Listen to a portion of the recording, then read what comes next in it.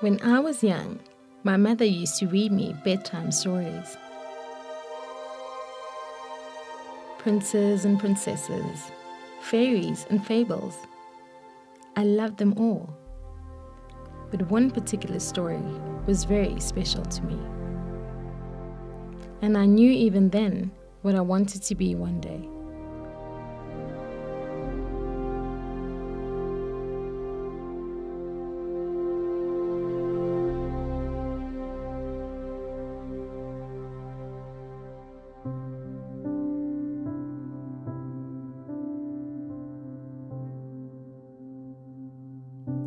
I never lost track of that idea of helping people in need.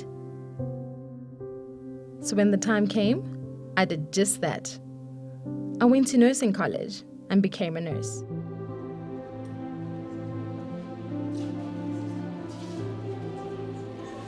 I remember feeling very excited at the idea that I was really going to be a nurse, just like the one in the book from my childhood.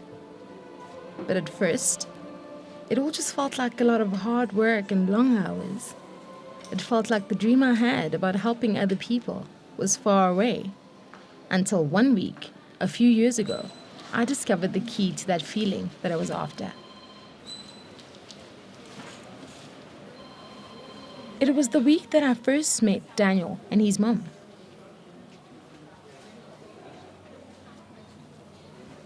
He looked like any other 18-year-old, except there was something different about the way he looked around the room. Like he did not trust anybody.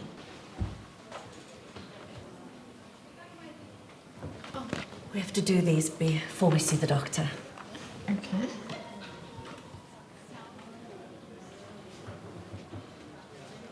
Okay, all right this way. Thank you.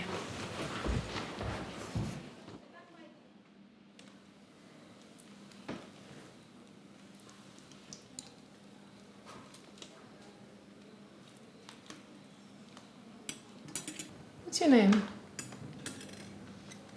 Daniel. Daniel? What sports do you play? Nothing. Nothing, huh?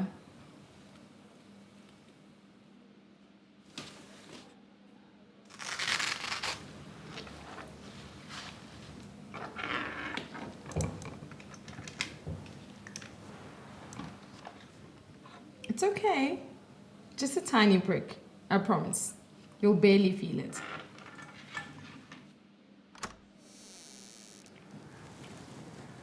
Hey, can you stand in for me next week Wednesday? I think I might need to go see that apartment. I'll be with you right now, Rose. Give me a minute.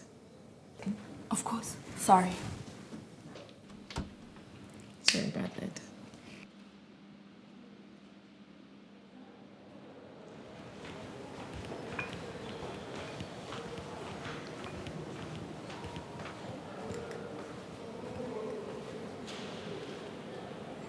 Thank you.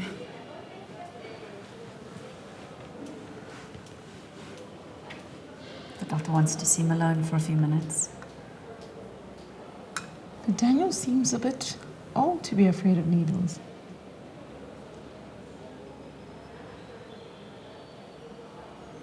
I don't know what went wrong. He used to be such a friendly boy.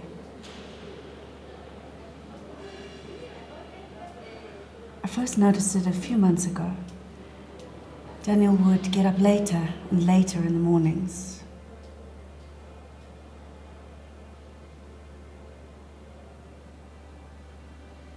Sometimes he would only get up late in the afternoon.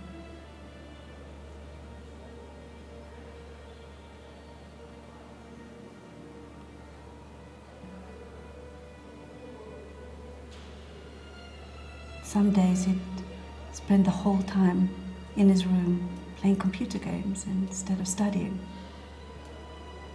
Often until 2 in the morning.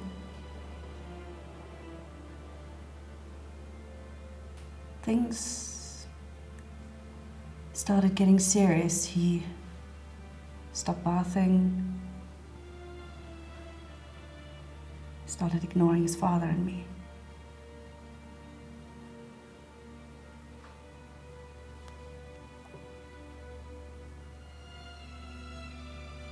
Then one night, I found Daniel behind the couch in the living room. He was hiding. He looked terrified. When I asked him what was wrong, he looked at me in disbelief. He said, "Don't you hear them?"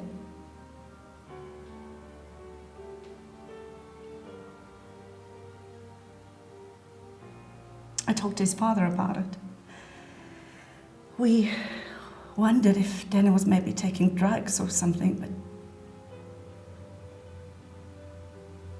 Daniel is not the kind of child.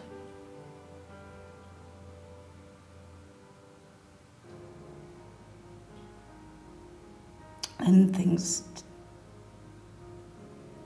just got out of hand. He accused us of spying on him. He said we were trying to poison his food. His father and him had an argument, and he said that we were not his real parents.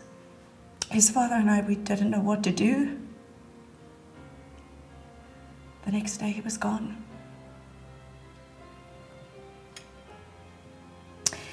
We just told ourselves he's going to come back and he just needed some space, but the police brought him back a few days later. He was arrested.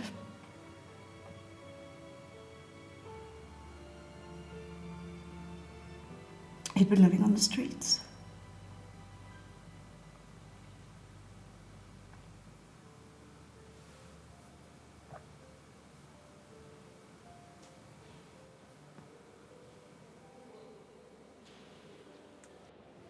I'm sure Dr. Marlowe will be able to help. Thank you, nurse. Hope. Just call me Hope.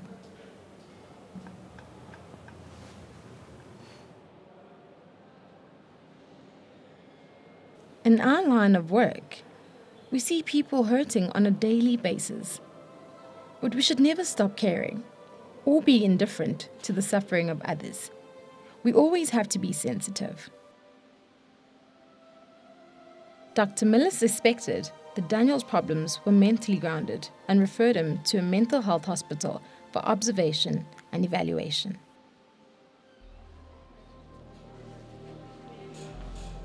Seeing the strain on Daniel's family made a big impression on me, and I couldn't help but think of how devastating it must be if such a condition goes undiagnosed and untreated.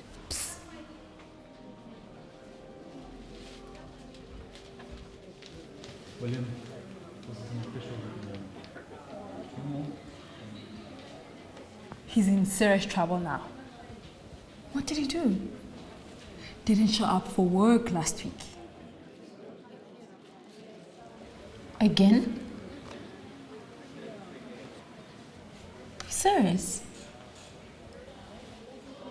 Can't you smell him?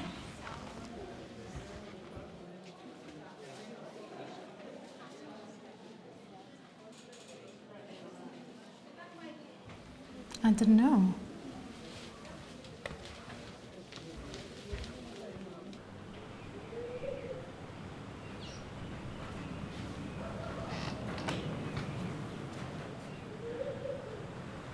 Hey, William. Hello, Sissy. Is everything all right? You look like there's a lot on your mind. Are you sure everything is all right? I'm okay, Sissy. You look tired. Do you sleep okay? I don't know. And what about Tina, your girlfriend? How's she? She left. I'm sorry to hear that.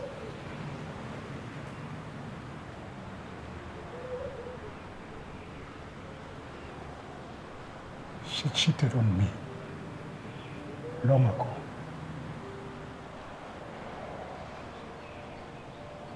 We tried to talk about it. I tried to talk to her. that she left. I was not good enough for her. I'm sorry to hear that. She took the children. When last did you see them? The children? I don't remember. I think you should see Dr. Miller, William. I don't see what good that would do. I think you should just talk to him and tell him how you feel. You look thin. Are you eating? How much do you drink? What? How much? Not much. Just talk to him. Let me ask him if he can see you. Okay?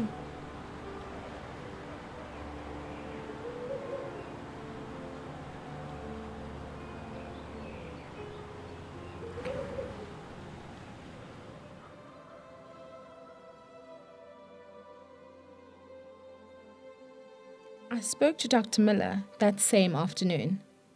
He agreed to see William the next day. William did not look healthy to me, and I felt a little guilty for not noticing it earlier.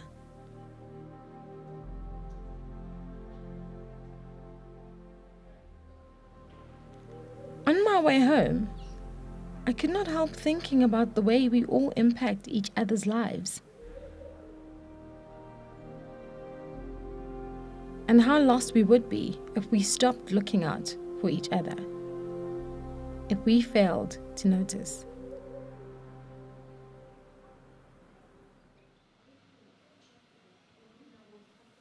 The next day, William went to see Dr. Miller early in the morning.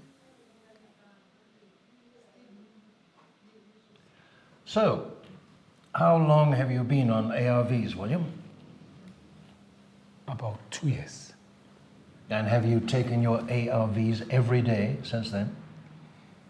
Sometimes I forget. Sometimes you forget. How often is that? I don't know. I see. All right. Do you drink alcohol? Sometimes. How much do you drink? Not much. In the past week, how much would you say you drank per day, on average? 2, maybe 3 per day. Beers. All right. How has your mood been recently? Are you sad, unhappy? Sometimes.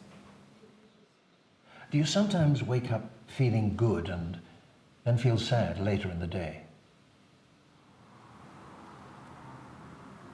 Right. Are you married? William was diagnosed with depression. Dr. Miller prescribed some antidepressants and referred him to a psychologist for further assessment, counseling, and psychotherapy. Although William didn't think it was a good idea at the time, I was sure it was the right thing.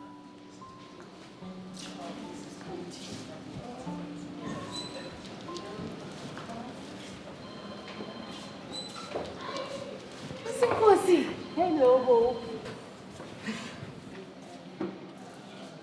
It's been so long. Are you still teaching at the school? Of course. How could I ever leave the place? Look at you. Are you here to see the doctor? No, dear. I brought my daughter, Tanya, my youngest. We are here to see the doctor about her baby. Her baby? Already? Miss Nkosi, the last time I remember your daughter, she was just a little girl. We are very happy for her. Although, maybe it is just me getting a bit old. But something is strange to me. What do you mean? Since the baby's birth, Tandy is very different. Different? Yes. She doesn't talk much, not even to the baby. She keeps to herself all the time, and she looks so sad. This doesn't sound right. And how old is the baby? 3 months. And where did Thandi give birth? At her husband's parents' house, the midwife delivered the baby, a beautiful girl. But, as I say, she has become very quiet since. She sometimes forgets to change the baby. And this is still happening? Yes, I tried to talk to her. I told her she must cheer up. But Ms. Nkosi, did Thandi receive any antenatal or postnatal care? Did she visit the clinic any time before or after the delivery? no, I don't think so. Everything went fine with the birth, so nobody thought that it would be necessary for any of that after. Let's go talk to her.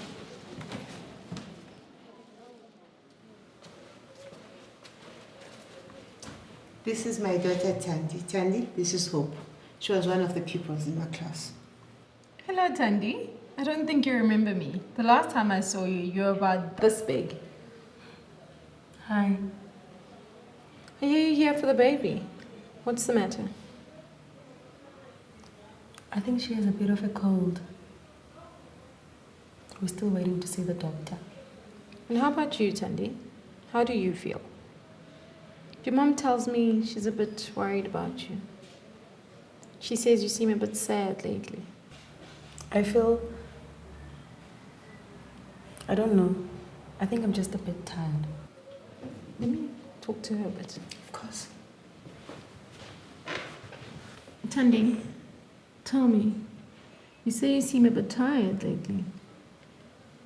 Do you feel that your energy levels are a bit lower than usual? And do you sleep okay? I think so. How do you feel about yourself and your baby? I don't know. I thought I would feel a little happier with my baby, but I can't help it. I feel sad most of the day. And you haven't seen the doctor about this at all? No.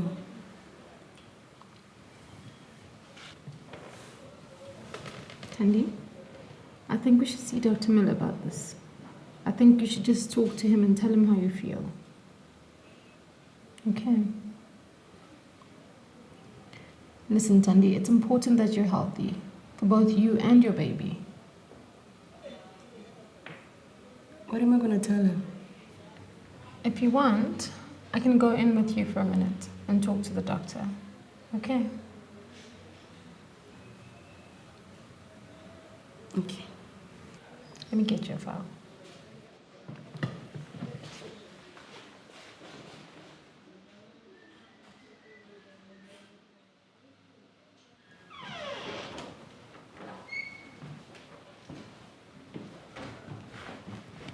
Dr. Miller?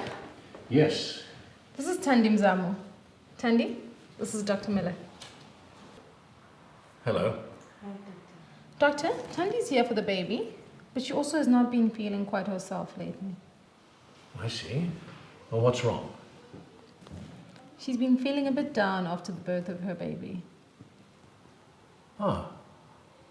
All right. Well, let's see what we can do about that, shall we? Thank you.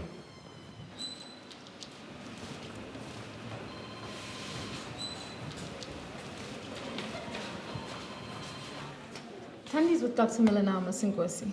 I'm sure he'll be able to help. Thank you, Hope. It's only a pleasure. That's why I'm here.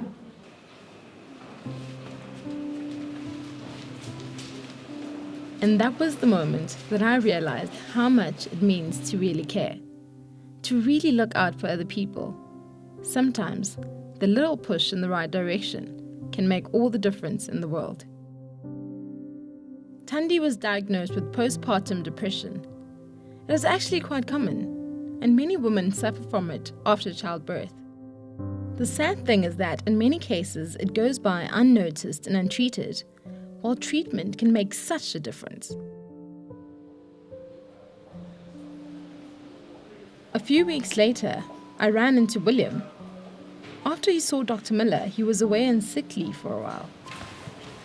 Hello, Sissy. William, Thanks, Sissy, for talking to me the other day. it's only a pleasure. Do you feel better? A lot. The doctor gave me some medication and arranged for me to go and see the psychologist. It's going much better. That's good. And what about the children? When last have you heard from them? I'm working things out with Tina. We're taking things slow. I see the children every weekend. That's good. Yes. If you did not arrange for me to go and see the doctor, I would just have gone home to drink. I would probably not have work or a family by now. Instead, things are a little better every day. You look better. Thank you, sis.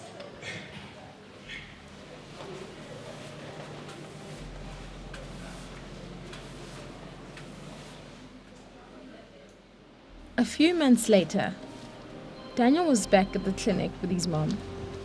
Hello, Hope. Oh, hi, Miss Smith. Hello, Danielle. We're just here to pick up Daniel's medication at the pharmacy. We wanted to stop by and say hi. Well, you look all right.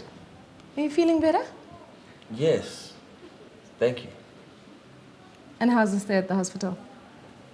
It wasn't easy, especially the first few weeks. It got better later. And now you know what's the matter? I was diagnosed with schizophrenia in the hospital, the paranoid type. And the medication is helping you deal with it? Yes. I'll have to take the medication for the rest of my life. Why don't you go on so long, Daniel? I'll be right there. Okay. See you later, Hope. I just want to say thank you. You know, it was a very emotional thing for me that day. Well, of course. And are things better now?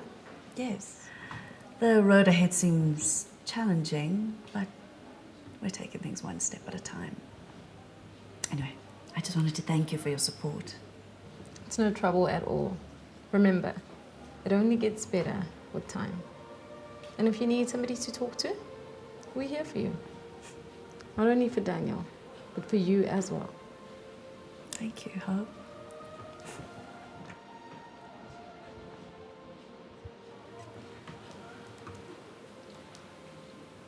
Your patients really like you, Hope.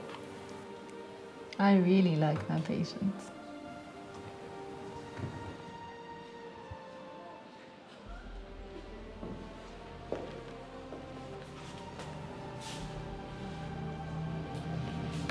Hope.